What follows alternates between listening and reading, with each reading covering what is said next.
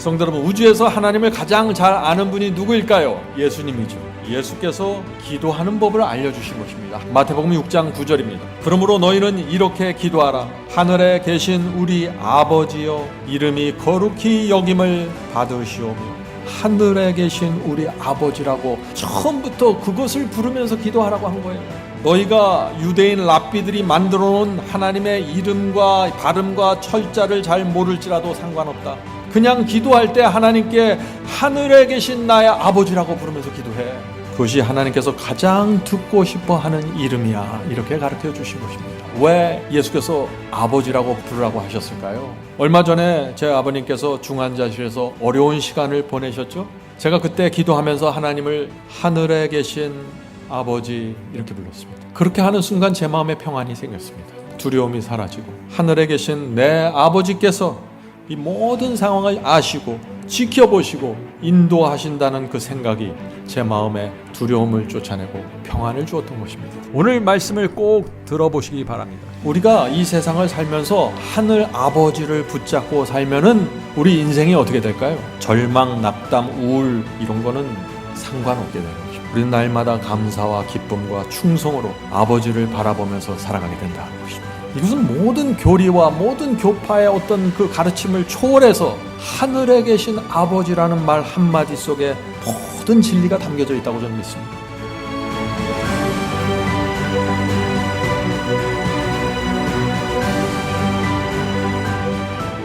지난주에 이어서 오늘도 기도에 대해서 살펴보도록 하겠습니다. 기도가 정말 무엇인지 또 어떻게 하는 것인지 이것을 알면은요, 신앙의 새로운 차원이 펼쳐집니다. 저는 지금도 이 기도가 무엇인지 늘 관심을 갖고 제가 살펴보고 있습니다. 기도는 거룩하신 하나님 앞에 나가는 것입니다. 그 말 한마디를 통해서 우리 마음이 깊은 감동을 받을 수 있는 것입니다. 다른 것을 통해서 나가는 것이 아니라 기도를 통해서 하늘 성소에 계신 그리스도와 하나님 앞에 나간다. 얼마나 감동적인지 모르겠습니다. 그래서 우리가 이 기도에 대해서 어떻게 하는 것인지 무엇인지 배워야 한다 하는 것이죠. 자, 질문 드리죠. 하나님께 기도하는 사람이 가장 먼저 알아야 할 것이 무엇일까요? 하는 질문입니다. 가장 먼저 알아야 될 것은 하나님이 누군지를 알아야 됩니다. 그렇죠? 당연한 말씀이죠. 하나님께 기도하는데, 하나님께 소원을 알리는데 하나님이 어떤 분인지를 모르면 기도가 어떻게 돼요? 허공을 치고 기도가 미신이 되어버리고 만다 하는 것이죠. 성도 여러분, 우리가 그래서 온 마음을 열고 하나님 앞에 나가 기도하려면 하나님을 알아야 되는데, 특별히 하나님께서 죄를 범한 사람들, 심지어 악인들을 어떻게 생각하고 다루는지 알아야 합니다. 하나님의 마음을 알아야 됩니다. 하나님의 본심을 알아야 됩니다. 그래야만 우리가 기도할 수 있게 된다는 것이죠. 자, 또 하나의 질문입니다. 하나님은 어떤 마음을 가진 신입니까? 악인들이 지옥 유황불로 태워지는 것을 보시는 하나님의 마음은 무엇입니까? 하는 것이죠. 하나님의 마음은 분명합니다. 하나님의 마음은 사도 베드로가 이렇게 말씀했습니다. 베드로후서 3장 9절, 베드로후서 3장 9절입니다. 오직 주께서는 너희를 대하여 오래 참으사 아무도 멸망하지 아니하고 다 회개하기에 이르기를 원하시느니라. 하나님의 마음이 무엇입니까? 아무도 멸망하지 않는 것입니다. 이것이 하나님의 마음입니다. 성도 여러분, 오늘 말씀을 여러분이 잘 듣고 따라가면은 누구도 멸망당할 필요가 없는 것입니다. 주께서 아무도 멸망하지 아니하고 다 회개하기에 이르기를 원하시느니라. 그래서 하나님도 성령님도 그리스도도 이 목적을 향해서 우리를 인도하고 우리에게 역사하신다 하는 것입니다. 이것을 정확하게 알아야만 우리 마음이 펼쳐진다는 것이죠. 자, 성도 여러분, 하나님께서 악인들의 멸망을 보면서 박수를 치면서 좋아하실까요? 아니라는 것입니다. 눈물을 흘리실 것입니다. 하나님의 눈에 눈물이 고일 것입니다. 악인들의 형벌을 보는 모습을 보면서 말이죠. 왜 그럴까요? 하나님의 마음은 아버지의 마음이기 때문입니다.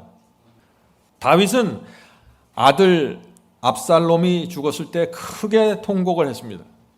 그때 다윗이 막 목 놓아 우는 모습을 보면서 다윗의 부하 장수들이 와서 항의합니다. 아니 다윗 왕이시여, 압살롬은 다윗 왕의 아들이지만은 아버지를 당신을 죽이려고 했던 원수입니다. 어떻게 원수 압살롬이 죽었는데 그렇게 슬프게 울 수 있습니까? 다윗의 마음은 아버지의 마음이었던 것입니다. 성도 여러분, 인간 아버지의 마음도 그러할진데 하늘 아버지의 마음이 어떠할까요? 악인들이 사탄과 함께 지옥불에 불태워지는 그 모습을 보는 하나님의 마음에 눈물이 고인다는 것입니다. 성도 여러분, 우리가 이런 하나님의 마음을 이해해야 하나님께 기도할 준비를 갖추게 되는 것입니다. 예수께서는 하나님을 하늘에 계신 아버지라고 부르라고 하셨습니다. 하나님께서는 우리 아버지입니다. 하나님 할 때 아버지가 기억나야 되는 것입니다. 깊은 병에 걸리고 고통당할 때 두려워하지 마시기 바랍니다. 하나님께서 우리 아버지시기 때문입니다. 하나님께서 모든 것을 알고 주관하십니다. 과거에 죄를 많이 지셨습니까? 두려워할 필요 없습니다. 하나님께서 아버지십니다. 제가 아이들을 기를 때 그 아이들이 참 그 티네이저 때 재석을 많이 태우고 아프게 했습니다. 예? 그런데 그 아이들이 아버지 하고 나에게 달려오면 어떻게 돼요? 다 잊어버립니다. 저는 어제 그렇게 나를 속상하게 한 거 다 잊어버려요. 하늘 아버지도 마찬가지 아닐까요? 우리가 아무리 못된 짓을 했어도 탕자처럼 아버지께 돌아가면은 그 품에 안기면은 아버지의 마음은 다 녹아버린다 하는 것입니다. 성도 여러분, 그래서 마귀가 유혹하고 시험할 때 아버지 하고 달려가야 된다는 것이죠. 아버지라는 그 한마디의 말 속에 모든 것이 담겨 있고 아버지라고 한마디 부를 때 그 아버지가 달려옵니다. 이것이 하나님과 우리의 관계입니다. 자, 질문을 드리죠. 기도는 그렇다면 어떤 마음으로 드려야 할까요? 어떤 마음을 가진 사람이 기도하게 될까요? 기도는 하나님을 아버지로 바라보는 사람들이 드리는 것입니다. 그죠? 근데 두 가지로 제가 정리해 봤습니다. 첫째, 절박함이 있는 사람이 기도하게 될 것입니다. 응급실이나 중환자실에 제가 방문할 때마다 죽어가는 그 분들을 볼 때마다 하나님께 기도할 수 있다는 것이 얼마나 감사한지 모르겠어요. 성도 여러분, 여러분 마음에 어떤 절박감이 있습니까? 경제적인 문제, 병의 문제, 자녀 문제, 어떤 절박감이 있습니까? 기도하십시오. 하나님께서 반드시 들어주십니다. 우리가 기대고 의지할 수 있는 그 하나님이 계시다는 그 사실 자체가 얼마나 감사한지 모르겠어요. 네. 자, 두 번째, 어떤 사람이 기도하게 되는가? 하나님께 진심으로 감사하는 사람은 무조건 기도하게 되겠죠. 하나님의 은혜에 대한 감사가 있습니까? 기도하십시오. 기도로 표현해 드리십시오. 하나님은 외로운 분이십니다. 많은 사람들이 교회에 다니는 것 같지만 하나님은 그들 속에서 외로움을 느낄 수 있습니다. 하나님께 내 모든 죄를 넘겨드리고 새롭게 인생을 시작하실 수 있습니다. 여러분의 과거가 아무리 더럽혀졌다고 할지라도 새롭게 시작할 수 있습니다. 무엇을 통해서요? 회개하는 기도를 통해서요. 기도를 통해서 시작할 수 있습니다. 기도하십시오. 이 세상에 이렇게 고달프게 살다가 이렇게 끝나는 것이 아닙니다. 하늘에 갈 수 있습니다. 얼마나 감사합니까? 기도하십시오. 하나님 감사합니다. 이렇게 끝나는 게 아니군요. 내 인생 60, 70평생이 이렇게 무너졌지만 이렇게 끝나는 것이 아니군요. 감사합니다. 제가 영원을 향해 달려가겠습니다. 성도 여러분, 우리 마음에 감사가 있으면 우리 마음의 감사를 하나님께 표현해 드려야 합니다. 그것이 감사입니다. 여러분이 자녀들을 정말 고생하면서 힘들게 키우셨는데 그 자녀들이 전혀 감사하지 않는다면 어떻게 될까요? 관계가 이루어지지 않겠죠. 우리는 고아가 아닙니다. 우리에게 하늘 아버지가 있습니다. 하늘에 계신 아버지께서 오늘도 우리를 인도하시고 돌보아 주십니다. 얼마나 감사합니까? 이 세상의 삶이 아무리 고달프고 힘들어도 그래서 우리가 가만히 앉아서 하늘 아버지를 생각하면은 마음의 저절로 감사가 생기고 평안이 생기는 것입니다. 아버지가 있기 때문입니다. 그래서 우리가 기도하는 것입니다. 자, 오늘 설교의 주제 말씀을 보겠습니다. 마태복음 6장 9절입니다. 그러므로 너희는 이렇게 기도하라. 하늘에 계신 우리 아버지여, 이름이 거룩히 여김을 받으시오며. 자, 우리가 이 성경절에서 질문을 좀 해보아야 합니다. 그 질문은 이것입니다. 예수께서는 우리에게 왜 창조주 하나님을 아버지라고 부르도록 하셨을까요? 이 질문은 정말 중요한 질문입니다. 예수님께서 우리가 기도할 때 하늘에 계신 우리 아버지, 그렇게 기도하라고 했습니다. 이 말씀에 대한 설명이 잘 나와 있습니다. Christ Object Lesson 12장에 있는 말씀을 읽겠습니다. 그리스도께서 하나님에 대한 우리의 확신을 강하게 하기 위하여 우리에게 하나님을 새 이름, 곧 사람의 마음에 가장 친근성을 연상시켜주는 이름으로, 아버지라는 이름으로 부르도록 가르쳐 주셨다. 예수께서 하나님을 향한 새 이름을 우리에게 주셨다는 것입니다. 그것은 아버지라는 것입니다. 왜 그 이름을 주셨어요? 친근함을 느끼기 위해서. 사람들이 하나님을 친근함을 느끼지 못하는 것입니다. 자, 계속해서 읽어보죠. 그분은 우리에게 무한하신 하나님을 우리 아버지라고 부를 수 있는 특권을 주셨다. 하나님을 부를 때 사용하는 그 이름은, 아버지라는 이름은 하나님께 대한 우리의 사랑과 신뢰의 표가 되는 동시에 우리에게 대한 그분의 관심과 관계의 보증이 된다. 아버지라고 우리가 이름을 부르는 그 뜻이 뭐라고요? 하나님께 대한 우리의 사랑과 신뢰의 표시라고요. 하늘에 계신 아버지 할 때 우리의 신뢰와 우리의 사랑이 담겨진다는 것입니다. 또 하나님의 그 관심과 하나님과 우리의 관계를 나타내는 표로서 아버지라고 부르라고 한다는 것이죠. 그래서 우리가 하늘에 계신 우리 아버지 이렇게 할 때 어떻게 돼요? 하나님과 우리가 그 자리에서 곧바로 연결된다는 것입니다. 아버지와 아들로서, 자녀로서 말이죠.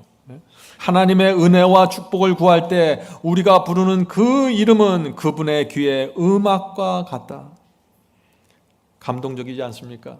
우리가 하늘에 계신 나의 아버지, 우리 아버지 하라고 할 때 하나님의 귀에 내 기도 소리가, 내 말소리가 음악처럼 아름답게 들린다고요. 우리가 하나님을 아버지라는 이름으로 부르는 것이 외람되다고 생각하지 않도록 하기 위하여 주님께서는 이것을 거듭거듭 반복하여 말씀하셨다. 주님께서는 우리가 아버지라는 명칭과 친밀해지기를 원하신다. 성도 여러분, 아버지라는 이 이름이 친밀해지게 되기를 바랍니다. 어떻게 친밀해질 수 있을까요? 자주 불러야겠죠. 하루에 여러 번씩 하늘을 보면서 하늘에 계신 나의 아버지, 아버지 이렇게 부를 때 우리 마음의 모든 근심 걱정이 사라지고 기쁨이 생기고 평안이 생기는 것입니다. 이것이 하나님께서 우리에게 원하시는 것입니다. 하나님을 하늘에 계신 나의 아버지라고 부를 때마다 하나님의 사랑과 애정과 그 아버지의 친밀함이 우리에게 다가오고 우리는 그것을 느끼게 되는 것입니다. 이것이 예수님의 의도입니다. 하늘을 보며 우리가 아버지라고 부를 때 이 세상 누구도 줄 수 없는 위로와 평안이 오는 것입니다. 성도 여러분, 하늘에 계신 나의 아버지, 이것이 우울증의 치료법입니다. 자, 계속해서 읽어보죠. 하나님께서는 우리를 당신의 자녀로 삼으신다. 제가 미국에 있는 제 자녀를 생각하면요, 마음이 찡하거든요. 하나님께서도 이 땅에서 고생하는 당신의 자녀들을 생각할 때 마음이 찡하실 것입니다. 그것이 하나님과 우리의 관계라는 것입니다. 더 이상 하나님을 저 우주에 있는 어떤 신으로 보지 마세요. 그건 하나님의 마음이 아닙니다. 자, 계속해서 읽어보죠. 하나님께서는 우리를 당신의 자녀로 여기신다. 그는 우리를 이 혼잡한 세상에서 구속하시고 우리를 택하사 하늘왕의 가족, 곧 하늘 임금의 아들과 딸이 되게 하셨다. 저와 여러분이 누구예요? 하나님의 아들과 딸이라는 것이에요. 그분은 어린아이가 자기 아버지를 의지하는 것보다 더 깊고 강한 신념으로 우리가 그분을 의지하기를 바라신다. 이것이 하나님께서 요구하시는 믿음입니다. 믿음은 뭐예요? 하나님 저기 어디 우주 저편에 있어. 언젠가 과거 오래전에 이 세상을 창조하셨대. 그것이 아니라 하나님께서 내 아버지가 되셔서 나를 인도하시고 보호하시고 하늘 도성 들어가는 그날까지 나를 지켜주신다. 이것이 믿음이라는 것입니다. 그래서 하늘 아버지를 강한 신념으로 믿고 의지해야 됩니다. 이런 사람들 마음속에 무엇이 있을까요? 평화가 있고 충성이 있고 감사가 있는 것입니다. 흔들리지 않는 것입니다. 이런 사람들은. 부모들은 저희 자녀를 사랑한다. 그러나 하나님의 사랑은 사람의 사랑보다 더 크고 더 넓고 더 깊다. 그 사랑은 측량할 수 없다. 하나님을 아버지라고 부를 수 있다는 자체가 얼마나 큰 특권인지 모르겠어요. 생각 없이 부를 수 없는 이름입니다. 하나님은 우주를 창조하셨습니다. 하나님은 죽은 자도 살리고 산 자도 죽일 수 있는 분이세요. 누가 그런 하나님을, 이 세상에서 누가 그런 하나님을 하늘에 계신 나의 아버지라고 부를 수 있을까요? 엄청난 일입니다. 이것은 하나님을 믿는 사람 외에 누가 이런 특권을 가질 수 있어요? 그래서 우리가 하나님을 생각하면 감사가 생기고 기쁨이 생기고 평안이 생기는 것입니다. 얼마 전에 제 아버님께서 중환자실에서 어려운 시간을 보내셨죠? 제가 그때 기도하면서 하나님을 하늘에 계신 아버지 이렇게 불렀습니다. 그렇게 하는 순간 제 마음에 평안이 생겼습니다. 두려움이 사라지고 하늘에 계신 내 아버지께서 이 모든 상황을 아시고 지켜보시고 인도하신다는 그 생각이 제 마음에 두려움을 쫓아내고 평안을 주었던 것입니다. 그래서 우리 그리스도인은 어떤 상황 속에서도 평안과 감사를 가지고 살 수 있는 사람들입니다. 성도 여러분, 하늘에 계신 아버지가 누굽니까? 우주를 지배하시는 분이십니다. 하나님께서는 그 이름조차도 함부로 부를 수 없는 거룩히 여김을 받아야 할 분입니다. 빛의 속도로 수억 년을 지나가도 하늘의 저쪽에 갈 수가 없어요. 그 엄청난 우주를 창조하시고 만드시고 지배하신 분이 하나님이십니다. 그런데 예수께서 그 엄청난 하나님을 하늘에 계신 우리 아버지라고 부르라고 허락해 주신 것입니다. 얼마나 감사한지 모르겠습니다. 자주 부르십시다. 자주 해야 합니다. 마귀가 유혹하고 시험을 줄 때, 근심, 걱정, 두려움을 줄 때 하늘에 계신 나의 아버지라고 부르십시오. 그것이 승리의 비결입니다. 그 단 한마디의 말이 아버지를 달려오게 만듭니다. 이것은 실제입니다. 하늘에 계신 나의 아버지라고 부를 때 하나님이 움직이고 그리스도께서 움직이고 성령께서 움직이십니다. 천사들이 움직이는 것입니다. 하늘에 계신 나의 아버지, 이 한마디 말에 의해서 온 우주의 지배자들이 움직이는 것입니다. 저와 여러분을 위해서 말이죠. 이것이 신앙입니다. 이것이 기독교 신앙의 매력이죠. 오늘 많은 분들이 그런데 하나님을 강조하는 것이 아니라 누굴 강조해요? 사탄을 강조합니다. 너무나 강조해요. 사탄은 피조물입니다. 사탄은 결국 지옥불에 들어갈 존재입니다. 사탄은 할 수 있는 게 별로 없어요. 그런데 사람들은 자꾸 사탄을 높입니다. 사탄이 있는데 내가 어떻게 이렇게 해요? 악령들이 많은데 내가 무슨 힘이 있나요? 내가 어떻게 죄를 이깁니까? 내가 어떻게 유혹을 물리치나요? 사탄을 높이는 말들입니다. 사탄이 우리에게 할 수 있는 것이 무엇이죠? 그냥 초청장을 던지는 것입니다. 유혹은 초청장입니다. 기껏해야 유혹하고 기껏해야 우리 마음에 어떤 암시를 주고 어떤 느낌을 줄 뿐입니다. 사탄이 할 수 있는 건 아주 제한적이에요. 사탄은 기껏해야 불화살을 쏠 뿐이에요. 사탄이 할 수 있는 것은 별로 없습니다. 근데 오늘 많은 사람들이 사탄의 힘을 과대 포장해갖고 스스로 주눅이 들고 살아가는 것입니다. 그러지 마십시오. 하나님께서 우리 아버지입니다. 사탄은 하나님께 꼼짝하지 못하는 존재입니다. 사탄을 두려워하지 말고 하나님을 두려워하십시오. 성도 여러분, 우주에서 하나님을 가장 잘 아는 분이 누구일까요? 예수님이죠. 그렇죠? 예수께서 기도하는 법을 알려주신 것입니다. 하나님께 이렇게 기도하라고. 근데 어떻게 해요? 하늘에 계신 우리 아버지라고 처음부터 그것을 부르면서 기도하라고 한 거예요. 너희가 유대인 랍비들이 만들어 놓은 하나님의 이름과 발음과 철자를 잘 모를지라도 상관없다. 이 구약 시대는 하나님을 어떻게 부를지 어떻게 생각할지에 대한 복잡한 이론들이 있었어요. 랍비들이 그걸 만들어 놓은 것입니다. 하나님의 이름과 발음과 철자를 몰라도 상관없어. 그냥 기도할 때 하나님께 하늘에 계신 나의 아버지라고 부르면서 기도해. 그것이 하나님께서 가장 듣고 싶어 하는 이름이야. 이렇게 가르쳐 주신 것입니다. 왜 예수께서 아버지라고 부르라고 하셨을까요? 여러분들도 다 아버지가 계시죠? 아버지라고 부르면은, 아버지 하면은 뭔가 마음에 여러 가지가 동시에 밀려옵니다.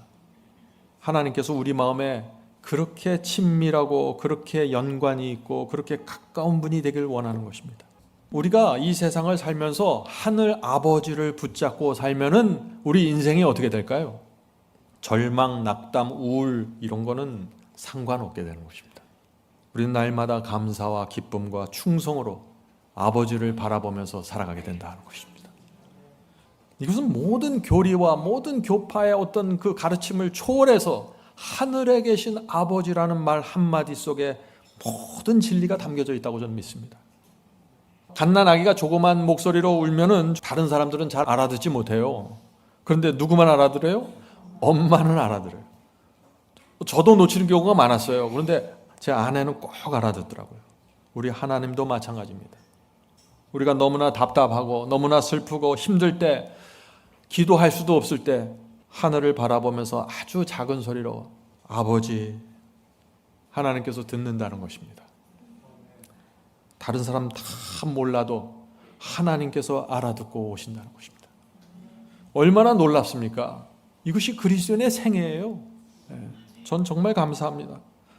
근데 제가 처음 그리스도인이 되었을 때는 하나님을 아버지라고 부르라고 하는데 참 그것이 어색했어요. 저는 못 부르겠어요. 내 아버지가 있는데 왜 저게 하늘 아버지를. 그래서 제가 제 마음속에, 왜냐하면 제 마음속에 하나님은 무서웠어요. 엄격하고 잘못하면 벌을 주고. 그런데 그런 하나님을 내가 참, 저는 아버지를 좋아하고 사랑하는데 그런 하나님을 아버지라고 부른다는 것이 참 이상했습니다. 근데 제 마음에 왜 그런 어색함과 이상함과 두려움이 있었을까요? 하나님께 대해서 말이죠. 바울은 양자의 영을 받지 않았기 때문이라고 설명하는 것입니다. 자, 로마서 보겠습니다. 로마서 8장 14절입니다. 로마서 8장 14절 15절. 무릇 하나님의 영으로 인도함을 받는 그들은 곧 하나님의 아들이라. 너희는 다시 무서워하는 종의 영을 받지 아니하였고 양자의 영을 받았으므로 아바, 아버지라 부르짖느니라. 자, 하나님을 무서워하지 말고 하나님을 아바, 아버지라고 부르는 그 영을 받아야 한다. 그 말씀을 하고 있는 것이죠. 이것이 기도하는 영입니다. 양자의 영. 자, 양자의 영을 받았다는 것이 무슨 뜻이에요? 하나님의 자녀가 되는 마음을 받았다는 것입니다. 하나님을 아버지라고 부르는데 전혀 막힌 것이 없고 어색한 것이 없다는 것이죠. 두려운 것이 없다는 것입니다. 양자의 영을 받았다는 것은 하나님을 나의 아빠, 아바, 아버지라고 부를 수 있는 영을 받았다는 것입니다. 마음을 받았다는 것이죠. 하나님을 전혀 두려워하지 않고 피하지 않는다는 것입니다. 왜 그럴까요? 거룩하신 그 엄청난 하나님을 전혀 두려워하지 않고 피하지 않는 것입니다. 어떻게 그럴 수 있을까요? 왜냐하면 이 사람은 죄를 붙잡고 있을 마음이 전혀 없기 때문입니다. 하나님께 불순종하고 하나님께 대적할 정신과 의도와 계획이 없기 때문입니다. 아버지께 죄를 고백하고 회개하면은 아버지는 무조건 나를 용서해 주시고 다시 받아주실 것이라는 확신이 있기 때문입니다. 양자형입니다. 어린아이는 아버지를 아버지라고 안 부르죠. 아빠, 데디 그렇게 부릅니다. 조금만 어려운 일이 있으면 아빠를 찾습니다. 전혀 두려워하지 않습니다. 왜 그래요?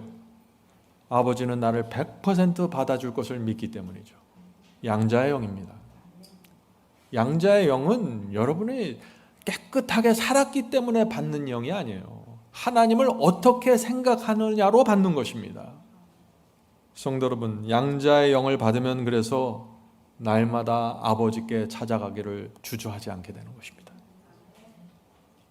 많은 분들이 그러죠. 내가 깨끗하게 살고 내가 순종 잘하면은 그때부터 아버지를 찾아가야죠. 그것이 아니라는 것입니다. 그건 큰 오해예요. 양자의 영은 아버지를 너무나 알기 때문에, 아버지의 진심을 너무나 잘 알고 있기 때문에 언제든지 어떤 상황에서도 아버지께 찾아가는 것입니다. 아버지를 그리워하고 만나고 싶어하고 의지하고 싶어하는 것입니다. 잘못했습니까? 아버지께 나가 용서받기를 원하는 것입니다. 모든 사람은 이 땅에 태어날 때 하나님의 뜻에 굴복하지 않고 하나님을 기쁘게 하는 그런 본성을 갖고 태어난 것이 아닙니다. 모든 사람은 하나님을 대적하는 그런 본성을 갖고 이 세상에 태어나게 되는 것이에요. 그러나 하나님께서 이 세상에 태어나는 모든 아기들에게 하나님의 자녀가 될 수 있는 기회와 은혜의 시간을 주시는 것입니다. 그것이 인생이라는 시간입니다. 그래서 우리가 인생을 살아가면서 하나님을 더듬어 발견하게 되는 것입니다. 그러면 어떻게 돼요? 하나님을 발견하면 그때 드디어 이 하나님을 아버지라고 부를 수 있는 마음을 받게 되는 것입니다. 그것을 새 마음이라고 부르는 것입니다. 새 마음, 양자의 영입니다. 다시 말해서 우리가 새 마음을 받고 양자의 영을 받으면 하나님의 양자로 입적이 되는 것입니다. 질문드리죠. 자, 우리가 하나님의 양자로 입적되었는지, 양자의 영을 받았는지 어떻게 알 수 있을까요? 하는 질문입니다. 많은 사람들이 이 질문을 던집니다. 디모데후서 1장 7절 보겠습니다. 현대인 성경으로 읽겠습니다. 하나님께서 우리에게 주신 마음은 두려워하는 마음이 아니라, 하나님의 자녀로 입적이 되면은 두려워하는 마음이 사라진다는 것이죠. 성도 여러분, 하늘 왕의 아들이 되었는데 두려움이 있을 수 있습니까? 두려움이 없어지는 것이 당연한 것입니다. 하늘 왕의 아들이에요. 자녀입니다. 일반 백성은 세상이 두렵습니다. 일반 백성은 가난이 두렵습니다. 일반 백성은 병이 두렵고, 일반 백성은 권세 잡은 자를 두려워합니다. 눈치를 봅니다. 아부를 합니다. 그러나 하늘 왕의 아들이 되면 아무것도 두려워할 게 없다는 것입니다. 왕의 아들인데 뭘 두려울 게 있어요? 이 세상 대통령 아들도 자기 마음대로 사는데. 우주의 왕의 아들이 되는 건데 지금. 성도 여러분, 우리는 하늘 왕의 아들로 입적이 된 양자입니다. 두려워할 것이 아무것도 없어요. 머리를 들고 당당하게 사십시오. 사람들이 여러분에게 당신은 어떤 직장에 다닙니까? 당신의 집은 몇 평입니까? 이렇게 물으면 어떻게 대답해야 돼요? 주눅 들지 말라는 거예요. 나는 하늘 왕의 아들입니다. 하나님은 내 아버지입니다. 이렇게 대답하라는 것이에요. 이것이 세상을 사는 비결이에요. 당신은 어느 대학교 나왔습니까? 하면 쭈뼛쭈뼛 하지 말라는 거예요. 어떻게 해야 돼요? 하나님께서 내 아버지입니다. 이렇게 대답하세요. 질문에 상관없어요. 대답은 하나예요. 의사가 당신은 암에 걸렸습니다 라고 말하면 당황하지 말라는 거죠. 하나님께서 내 아버지입니다. 그분이 알아서 해주실 것입니다. 얼마나 멋있습니까? 이것이 우리의 신분이고 정체성입니다. 이것이 그리스도께서 그래서 하나님을 아버지라고 부르라고 하는 것입니다. 왜요? 그래야 흔들리지 않으니까. 초대교회가 바로 이 신앙을 붙잡고 초대교회를 세운 것이에요. 로마 황제의 핍박 속에서. 질문 드립니다. 이렇게 말해도 의심하는 사람들은 여전히 있어요. 우리같이 죄 많은 사람들이 어떻게 하나님의 아들로 입적이 될 수 있습니까? 난 자격이 없는데. 교회 열심히 다니고 큰 공로를 세워야 하나님의 아들이 될까요? 아닙니다. 하나님의 은혜 때문에 아들로 받아들여지는 것입니다. 우리를 불쌍히 여겨주시기 때문에 이리 와라, 내가 아들 삼아줄게, 이렇게 하시는 것이에요. 그래서 우리를 아들로 받아주시기 위해서 그리스도께서 피를 흘리고 죽으셨습니다. 우리 죄를 용서해 주시기 위해서요. 그래서 누구든지 그리스도의 피, 십자가의 피를 붙잡고 하나님의 사랑과 은혜에 진심으로 감사하면 그 사람은 하나님께서 양자로 받아주시는 것입니다. 양자로 받아주셨으면 양자의 영을, 양자의 마음을 갖고 살라는 것입니다. 하나님을 나의 아버지라고 부르면서 말이죠. 그래서 우리 마음에 감사와 기쁨과 충성이 날마다 솟구쳐 올라오는 것입니다. 왜요? 하늘 왕의 자녀가 되었기 때문에. 어떤 사람들은 꼭 이렇게 생각해요. 제가 이렇게 설교해도 꼭 이런 말을, 아니요, 저 더 해야 됩니다. 더 노력해야 되고 더 깨끗해져야 돼요. 더 올라가야 됩니다. 그때 되면 저를 아들로 받아주시겠죠. 전 지치지 않고 노력하겠습니다. 한번 해보세요. 나처럼 부족한 자를, 나 같은 탕자를 자녀로 받아주시는 아버지의 사랑을 생각할 때 아버지 앞에 납작 엎드려서 부복하게 되는 것입니다. 그리고 아버지, 이제 제가 아버지를 위해서 모든 것을 바치고 충성하겠습니다. 저에게는 아버지밖에 없습니다. 이것이 신앙입니다.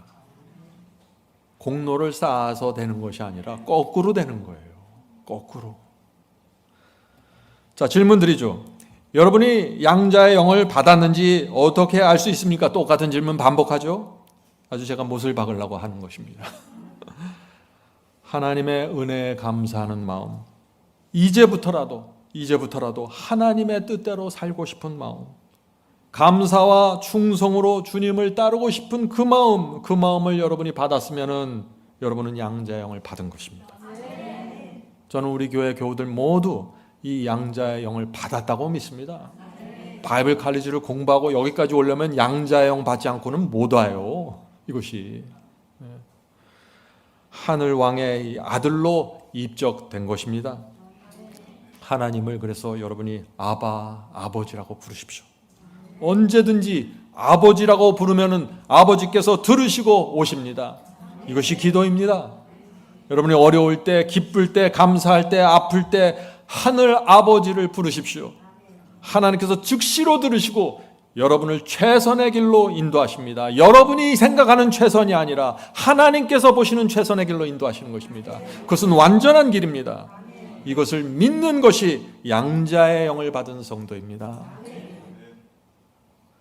아버지, 이것은 내가 원하던 길이 아니고 내가 기대했던 길이 아닌데 아버지께서 이 길로 저를 인도하시는군요. 그래도 저는 아버지를 믿습니다. 왜냐하면 나의 아버지는 하나님이시고 우주를 만드셨고 엄청난 능력과 지혜를 가졌다는 것을 내가 알기 때문에 하나님의 결정은 완전합니다. 저는 믿습니다. 이것이 양자의 영을 받은 성도의 신앙입니다. 자, 질문 드립니다. 기도는 하루에 몇 시간 이상 해야 할까요? 기도는 얼마나 오래 해야 할까요? 하는 질문입니다. 이 질문도 자주 받는 질문입니다. 기도는 의무가 아닙니다. 하루 몇 시간 이상, 몇 번 이상 내가 체크리스트 만들어 갖고 해야 구원받는 의무가 아닙니다. 기도는 하나님을 아버지라고 부를 수 있는 특권입니다. 여러분들이 할 수 있는 만큼, 항상 원하는 만큼 충분히 하십시오. 얼마나 큰 특권입니까? 디모데전서 5장 5절입니다. 하나님께 소망을 두어 주야로 항상 간구와 기도를 하거니와. 항상 언제나 구하고 기도할 수 있습니다. 특권입니다. 빌레몬서 1장 4절, 내가 항상 내 아버지께 감사하고 기도할 때. 성도, 우리는 항상 언제든지 기도할 수 있는 특권을 가진 백성입니다. 어떤 상황에서도 하나님을 아버지라고 부르면서 기도할 수 있습니다. 놀라운 특권입니다. 의무가 아닙니다. 특권입니다. 자, 질문 드리죠. 하나님의 아들이 되면 어떤 변화가 생길까요? 내가 양자의 영 받으면 어떤 변화가 생깁니까? 더 큰 집으로 이사 가나요? 무슨 자녀들이 잘 됩니까? 어떤 변화가 생깁니까? 하늘 아버지의 아들이 되면은 어떤 소원을 갖고 살게 될까요? 아들은 아버지의 명예를 위해서 사는 사람들입니다. 아들이면 아버지의 이름과 아버지의 명예에 흠이 생기는 것을 결코 원하지 않습니다. 아버지의 원수는 아들에게도 원수입니다. 이것이 양자의 영을 받은 사람에게 나타나는 놀라운 특징입니다. 하나님의 진리가 무너지는데 점잖게 가만히 있는 사람들, 양자가 아니죠. 하나님의 말씀이 무너져가고 있는데 가만히 점잖게 앉아있는 사람들, 양자가 아니죠. 양자는 그렇게 될 수가 없습니다. 공동 운명체입니다. 하나님과 성령과 그리스도와 공동 운명체가 돼서 하나님과 사탄의 전쟁에 참여하게 되는 것입니다. 자, 히브리서에서 그래서 놀라운 말씀이 있습니다. 히브리서 1장 5절입니다. 하나님께서 어느 때 천사 중에 누구에게 네가 내 아들이라 오늘날 내가 너를 낳았다 하셨으며 또 다시 나는 그에게 아버지가 되고 그는 내게 아들이 되리라 하셨느냐. 무슨 뜻입니까? 천사 중 누구도 하나님의 아들이 될 수 없고 하나님을 아버지라고 부를 수 없다는 것입니다. 천사들도 못 불러요. 이해되십니까? 오직 그리스도께서 하나님을 아버지라고 부를 수 있고, 또 누가 하나님을 아버지라고 부를 수 있다고요? 우리가 성도들이 하나님을 아버지라고 부를 수 있다는 것입니다. 성도 여러분, 저와 여러분에게 지금 어떤 특권이 주어지고 있는지 보셔야 됩니다. 천사 중 누구도 하나님을 아버지라고 부를 수 없는데 우리는 날마다 하나님을 나의 아버지, 우리 아버지라고 부를 수 있는 것입니다. 왜 그럴까요? 그리스도와 우리가 형제가 되었기 때문입니다. 히브리서에 그래서 이런 말씀이 있는 것이죠. 히브리서 2장 11절입니다. 거룩하게 하시는 이와 거룩하게 함을 입는 자들이 다 한 근원에서 난지라. 그러므로 형제라 부르시기를 부끄러워하지 아니하시고. 이 말씀 무슨 뜻인지 아시겠죠? 하나님의 아들 그리스도께서 우리와 형제가 되셨다는 것입니다. 어떻게 형제가 되실 수 있을까요? 그리스도는 창조주 하나님이신데, 그런데 그리스도께서 이 땅에 인간으로, 우리처럼 인간으로 태어나셔서 이 땅에서 33년 반 동안 인간으로 사셨습니다. 그래서 인간 형제라고 지금 얘기하고 있는 것입니다. 그리스도께서 말구유에서 아기로 태어났을 때도 물론 주님은 여전히 하늘 왕이셨습니다. 그러나 인간으로 사셨다는 것입니다. 예수께서 밥을 먹어야 하셨고 많이 걷고 일하면 피곤함을 느끼셨습니다. 인간의 유전자를 받은 것입니다. 분명한 사실은 이것입니다. 죄와 유혹을 물리치고 하나님의 말씀에 순종하는 면에 있어서는 100% 우리와 같은 인간이셨다는 것이죠. 주께서 인간으로 시련당하시고 고통당하신 것입니다. 그래서 죄와 시험으로 고통받는 우리를 누구보다도 잘 이해하시는 것입니다. 형제로서. 성도 여러분, 그리스도께서 인간으로 태어나 우리의 형제가 되셨다 하는 이 진리는 정말 우리가 영원히 묵상해야 될 주제가 아닌가요? 정말 놀랍고 엄청난 은혜가 지금 이 문제입니다. 하나님 아버지께서 우리를 도와주시고 또 우리 맏형 되신 주님께서 우리를 인도하신다는 것입니다. 우리를 구원하기 위해서 모든 것을 지금 투자하시는 것입니다. 성도 여러분, 우리가 두려워할 것이 무엇이 있습니까? 아무것도 없습니다. 질문 드리죠. 우리와 같은 인간 되신 그리스도, 우리의 형제 되신 그리스도는 죄로 고통당하는 우리를 어떤 마음으로 바라보실까요? 하는 질문입니다. Desire of Age 568페이지에 글을 읽겠습니다. 예수께서는 모든 영혼들의 환경을 아신다. 그대는 나는 매우 죄가 많다고 말할지 모른다. 그대는 그럴 수 있을 것이다. 그러나 그대가 악하면 악할수록 더욱 그리스도가 필요하다. 주님께서는 울면서 참회하는 사람을 한 사람도 돌려보내지 않으신다. 그분께서는 당신이 나타낼 수 있는 모든 것을 어느 누구에게도 말씀하지 않으시며 오히려 떨고 있는 모든 영혼에게 용기를 가지라고 명하신다. 주님께 나와 용서와 회복을 구하는 모든 사람을 그분은 즐거이 용서하실 것이다. 성도 여러분, 주님의 마음을 오해하지 마십시오. 주께서는 즐거운 마음으로 용서해 주시는 분입니다. 여러분이 아무리 큰 죄를 범했을지라도, 아무리 똑같은 죄를 반복했을지라도 주님께 나와 울면서 참회하면은 우리 죄를 눈같이 하얗게 용서해 주신다고요. 바다 깊은 곳에 던져서 기억하지 않으실 것이라고요. 기쁨으로 용서해 주신다고요.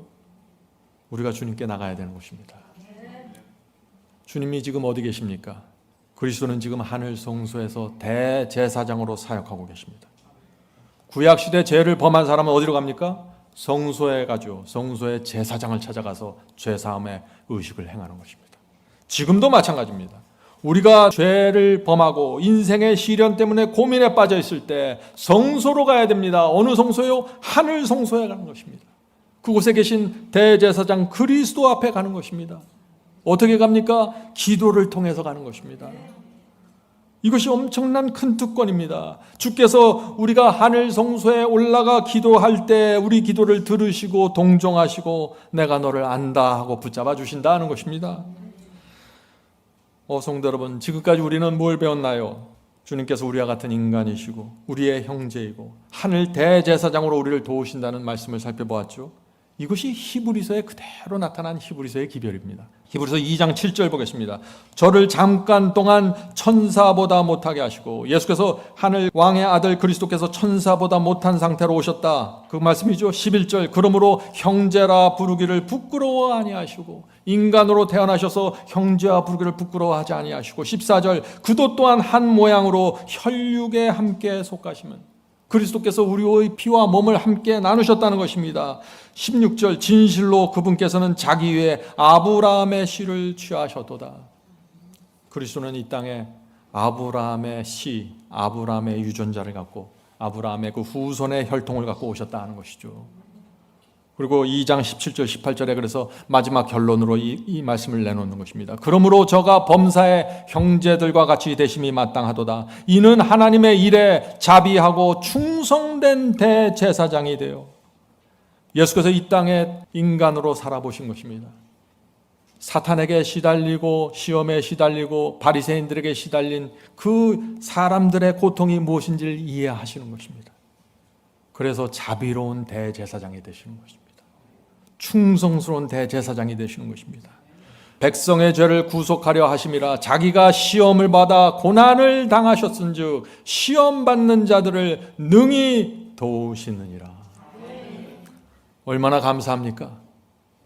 여러분이 기도하고 산을 성소로 올라갈 때 예수께서 이미 모든 것을 아시고 여러분을 맞이하는 것입니다. 여러분의 입으로 말하지 않을지라도 여러분 마음에 있는 고통과 시련과 시험을 다 이해하시고 내가 너를 안다. 도와줄게. 같이 가자. 내가 이 땅에서 살아봤어. 나는 사탄이 어떻게 너희를 공격하는지 다 알아. 난 도와줄 수 있어. 이것이 하늘 대제사장입니다. 자, 히브리서 5장 보겠습니다. 히브리서 5장 하늘 대제사장에 대해서 이렇게 소개합니다. 1절 대제사장은 사람 가운데서 나와야 한다. 대제사장은 반드시 사람이어야 한다. 2절 주님께서 우리처럼 연약함에 쌓여 있었다. 7절 주님께서 심한 통곡과 눈물로 간구와 소원을 올리셨다. 이 땅에서 살 때 말이죠. 한 인간으로서 하나님께 나간 것입니다. 8절 주님께서 고난을 통해 순종함을 배우셨다. 놀라운 진리죠. 이것이 히브리서의 기별입니다. 히브리서의 기별 속에 성육신의 진리가 펼쳐져 있는 것입니다. 왜요? 하늘 대제사장을 소개하기 위해서 그런 것입니다. 성도 여러분, 예수님은 놀림당하셨고 배고프셨고 가난하셨고 핍박당하셨고 얻어맞으셨습니다. 십자가에 매달려 벌거 벗기셨습니다. 시험과 유혹을 느끼셨고 고난을 당하셨습니다. 그러나 죽기까지 충성하셨습니다. 그래서 주께서 우리의 모본이 되신 것입니다. 그래서 그리스도께서 우리가 기도하고 간구할 때 즉시로 알아듣고 네가 필요한 것이 무엇이구나 즉시로 알아듣고 하늘 대제사장으로서 우리를 중보하시고 우리를 도와주시는 것입니다. 얼마나 감사합니까? 그래서 히브리서 4장 15절에 이런 말씀이 나오는 것입니다. 히브리서 4장 15절 우리에게 있는 대제사장은 우리 연약함을 체휼하지 아니하는 자가 아니요. 우리의 연약함을 다 경험하셨다고요. Touched with our feeling of our infirmities. 뭐예요? 우리의 느낌, 우리의 연약함의 느낌을 터치했다는 것입니다. 접촉하셨어요. 하나님께서 인간의 연약함의 그 느낌을 접촉하셨다고요. 무엇을 통해서? 성육신을 통해서. 연약함을 제어하지 아니하는 자가 아니요 모든 일에 우리와 한결같이 시험을 받은 자로 돼 죄는 없으시니라. 예수께서 인간으로 이 땅에 태어났다고 해서 예수님을 죄인으로 만들면 안 됩니다. 예수님은 죄를 한 번도 범한 적이 없으십니다. 성도 여러분, 예수님은 우리 인생에 또 여러분의 인생에 어떤 고민이 있고 어떤 고난이 있는지 아십니다. 그래서 우리가 날마다 하늘 은혜 보좌 앞에 담대히 나갈 수 있는 것입니다. 담대히 나가서 다 설명하지 않아도 돼요. 예수께서 이미 이 땅에서 다 경험하셨고 체휼하셨고 누구보다도 잘 이해하십니다. 기도는 내가 말을 잘해서 하나님의 마음을 설득하는 과정이 아니에요. 기도는 하늘에 계신 나의 아버지, 제 마음을 아시죠? 제 문제를 아시죠? 주께서는 어떻게 저를 구해 주실지 압니다. 저는 방법을 모릅니다. 도와주시옵소서. 이것이 기도입니다. 이것이. 우리 형제 자매 여러분, 용기를 내십시다. 우리의 형제 그리스도, 중보자 그리스도께서 하늘 성소에서 항상 우리를 기다리고 계십니다. 성도 여러분, 이 모든 것들을 여러분이 살펴보면은 저와 여러분을 구원하기 위해서 정말 얼마나 놀라운 사랑과 은혜가 베풀어졌는지 여러분 느껴지지 않으십니까? 저는 처음 제가 그리스도인이 되었을 때 하나님의 사랑을 잘 몰랐습니다. 십자가의 사랑을 느끼라고 하는데 제가 그것을 잘 느낄 수가 없었어요. 십자가에 달리는 게 무엇인가, 십자가의 고통이 무엇인가 잘 모르겠어요, 그것을. 근데 제가 이 성육신의 진리를 공부하면서 제가 하나님과 그리스도의 사랑이 무엇인지 알게 되었습니다. 하나님께서, 성령께서, 그리스도께서 세 분이 합의하셔서 그리스도를 인간의 아기로 태어나게 하시고 인간으로서 모든 고통과 시련을 통과하면서 십자가에 달려 돌아가시는 그 전체 과정을 제가 보면서 하나님은 사랑이시군요, 정말이군요, 제가 깨닫게 되었습니다. 성도 여러분, 성육신의 이 진리가 우리 모두를 주께서 가신 길로 인도하시는 것입니다. 두려워하지 마세요. 하나님께서 우리를 자녀로 삼으셨고 양자로 삼아주셨습니다. 그리스도께서 우리의 형제까지 되어주셨습니다. 그래서 마운트 오브 블레싱이라는 책이 있습니다. 103, 104페이지에 이런 말씀이 있는 것입니다. 예수께서는 당신의 아버지를 우리의 아버지로 부르도록 가르치신다. 그리스도의 아버지를 너희의 아버지라고 그렇게 가르치셨다는 것이죠. 놀라운 얘기입니다. 그분은 우리를 형제라 부르는 것을 부끄러워하지 않으신다. 구주께서는 우리를 하나님의 가족으로 영접하고 싶은 마음이 너무나 강하고 간절하셔서 우리가 하나님께 나갈 때 사용해야 할 첫 번째 말로 우리 아버지라는 말을 사용하게 하신다. 하나님께서 우리를 가족으로 만들기 원하시는 것입니다. 그래서 하나님을 부를 때 우리 아버지라고 부르고 첫 번째 말은 항상 이거야, 이렇게 가르쳐 주셨다는 것이죠. 하나님의 마음이 느껴지십니까, 여러분? 하나님께서는 당신의 아들 그리스도를 사랑하시는 것처럼 우리도 사랑하신다. 요한복음 17장 23절, 아버지께서 나를 사랑하심같이 저희도 사랑하신 것을 세상으로 알게 하려 함이로소이다. 성도 여러분, 하나님을 아버지라고 부르게 하셨고 그리스도는 우리의 형제가 되셨습니다. 이것이 사랑이고 은혜입니다. 하나님께서 당신의 아들 그리스도를 사랑하시는 것처럼 우리를 사랑하신다고 선포하셨습니다. 그래서 이 세상으로 하여금 하나님께서 이 사람들을 얼마나 사랑하는지 보여주기 원하신다고요. 하나님께서 그리스도를 얼마나 사랑하는 것처럼 똑같은 사랑으로 내 인간들을 사랑한다. 그래서 너희들을 형제로 만들었어. 이 그리스도와 너희를 형제로 만들었어. 창조주 그리스도를 그래서 심지어 인간으로 오게 하셔서 살게 하셨어. 이 전체를 보여주시는 것입니다. 전체를. 그러면서 하나님은 사랑이라고 선포하시는 거예요. 이 사랑 앞에서 굴복하지 않겠는가 너희들이. 이것이 복음입니다. 성도 여러분, 하나님을 어떻게 따르고 섬겨야 할까요? 하나님은 우리의 아버지인데 그리스도는 우리의 형제인데 우리가 어떻게 신앙을 해야 될까요? 여기에 답이 있는 거 아니에요? 여기에. 그래서 바울이 뭐라고 했습니까? 먹든지 마시든지 무엇을 하든지 하나님께 영광을 돌리면서 살라. 이 말이 나올 수밖에 없는 거예요. 이 말씀이.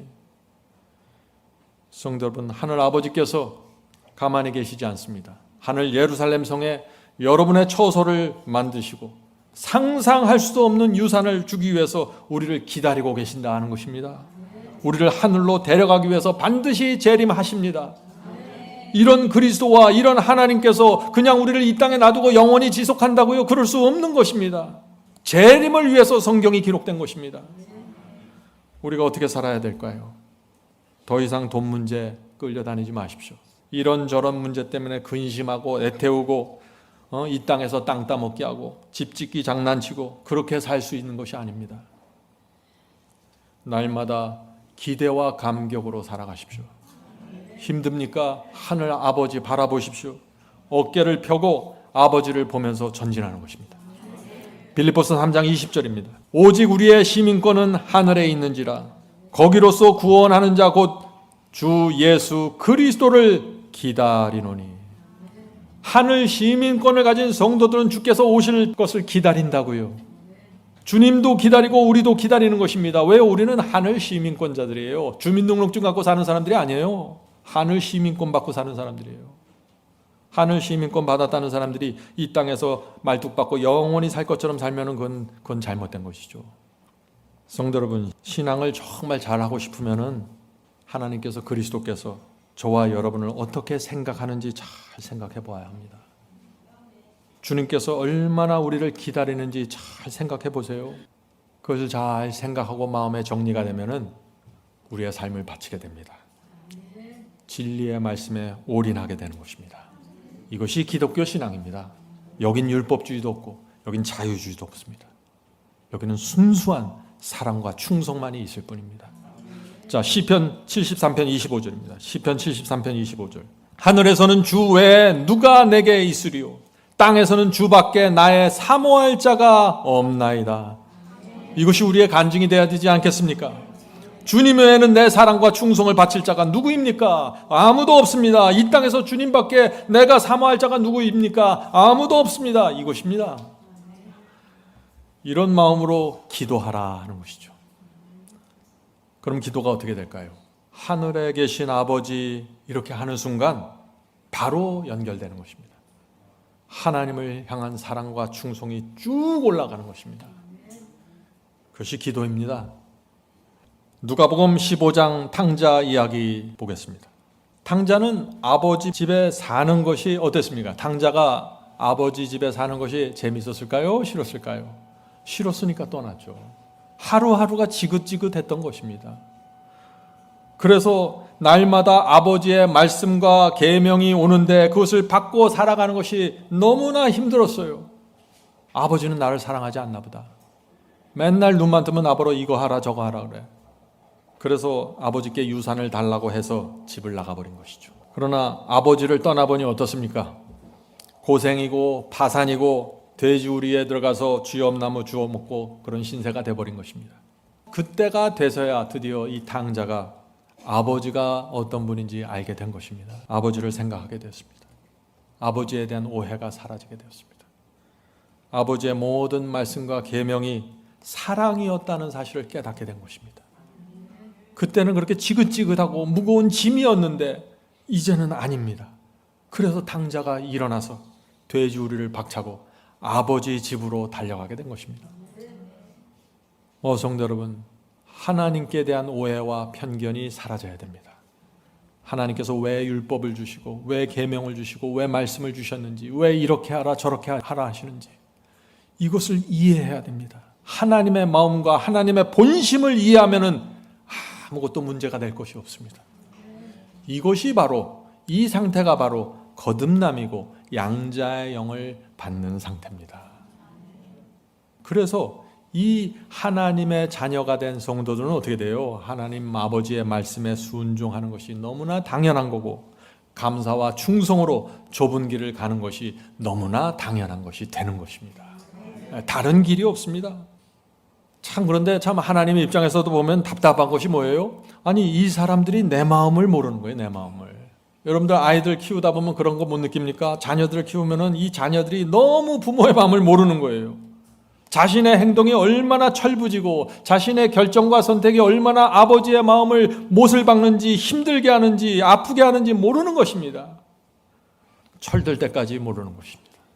우리도 마찬가지입니다. 하나님의 마음을 너무나 모릅니다. 내가 이런 결정을 하고 이렇게 생각하고 이렇게 처신하는 것이 얼마나 하늘 아버지의 마음에 못질하는 것인지 모르는 것입니다. 철이 없는 것입니다. 그러나 참 감사한 것은, 놀라운 것은 하늘 아버지께서 그래도 계속해서 우리를 사랑하신다는 것입니다. 탕자가 집 떠난 이후 계속해서 동구 밖에 나가서 그 아들을 기다린 그 아버지의 마음으로 우리를 기다리시는 것입니다. 우리를 버린 것이 아닙니다. 기다리세요. 계속해서 가르치시고 인도하시려고 기다리고 계신 것입니다. 성도 여러분, 왜 이렇게 못난 우리를 그토록 하나님께서 인내하시고 참아주실까요? 우리에게 뭘 얻을 게 있다고? 다른 이유 없습니다. 아버지이기 때문에 그런 것입니다. 시편 73편 22절입니다. 내가 이같이 우매무지하니 주의 앞에 짐승이오나. 무지몽매하고 짐승 같은 사람이 누구예요?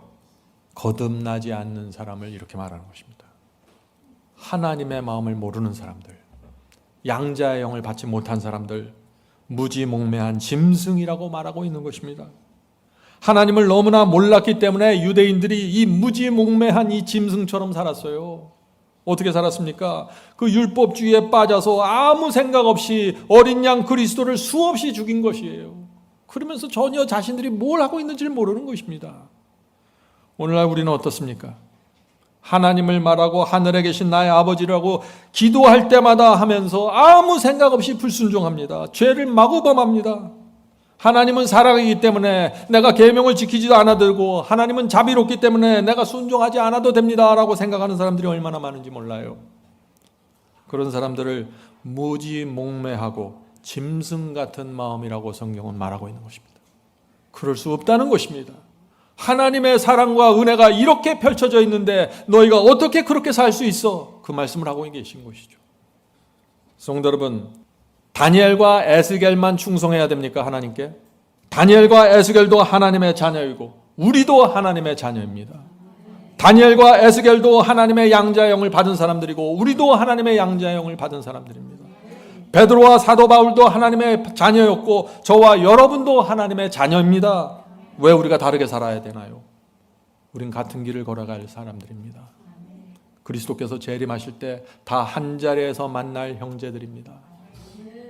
왜 다니엘과 에스겔만 하나님께 충성하고 희생해야 합니까? 왜 베드로와 바울만 하나님께 충성하고 희생해야 하나요? 우리도 그들처럼 하나님께 충성해야 됩니다. 우리도 하나님의 자녀입니다. 성도 여러분, 아버지는 아들의 모든 것을 책임져 주십니다. 저는 이 말씀이 얼마나 좋은지 모르겠어요. 예수께서 먹고 마시는 것은, 그런 것은 기도하지도 말라고 했어요. 내가 너희 인생의 모든 것을 책임져 주신다. 아버지가 있기 때문이다. 이 말씀을 하시지 않았어요? 마태복음 6장 25절 26절입니다. 내가 너에게 이르노니 목숨을 위하여 무엇을 먹을까 무엇을 마실까, 몸을 위하여 무엇을 입을까 염려하지 마라. 공중의 새를 보라. 심지도 않고 거두지도 않고 창고에 모아 들이지도 아니하되 너희 천부께서 기르시나니 너희는 이것들보다 귀하지 아니하냐. 하늘 아버지께서 우리를 이렇게 돌보십니다. 성도 여러분, 인생에 떠오르는 수많은 문제들 염려하지 마시고 다 하나님께 맡기십시오. 그리스도께 맡기십시오. 짐을 맡기시고 주님을 따르십시오. 모든 것은 우리 아버지가 책임져 주십니다. 먼저 그 나라와 그 의만을 구하면은 나머지 모든 것은 내가 걸머지고 갈 거야. 이것이 성경의 약속 아닌가요? 우리가 어떻게 살아야 될까요? 하나님의 아들들인 자녀들인 우리가 어떻게 살아야 할까요? 자녀들은 이 세상을 두려워하지 말아야 합니다. 먹고 마시는 문제에 연연하지 말고 살아가야 합니다. 여기에 붙잡히면 무너져 버립니다. 아들은 전적으로 하나님의 이름과 명예와 영광만을 위해서 고민하고 사는 것입니다. 그럴 때 이 아버지가 나서서 나머지는 다 내가 책임지고 감당해 줄게. 이것이 아들과 아버지의 언약입니다. 성도 여러분, 이 신앙으로 들어가면 구원이고 영생이고 마지막 백성입니다. 성도 여러분, 이 시간 우리 모두 하나님을 아버지로 받아들입시다. 이제부터 아버지를 정말 의지하고 살아갑시다. 더 이상 내 힘으로 살려고 발버둥 치다가 무너지지 말고 아버지께 모든 것을 의지하고 살아가면 거기에 영혼의 평안이 있습니다. 성령께서 우리 모두에게 기도의 영을 부어주시길 제가 간절히 바랍니다.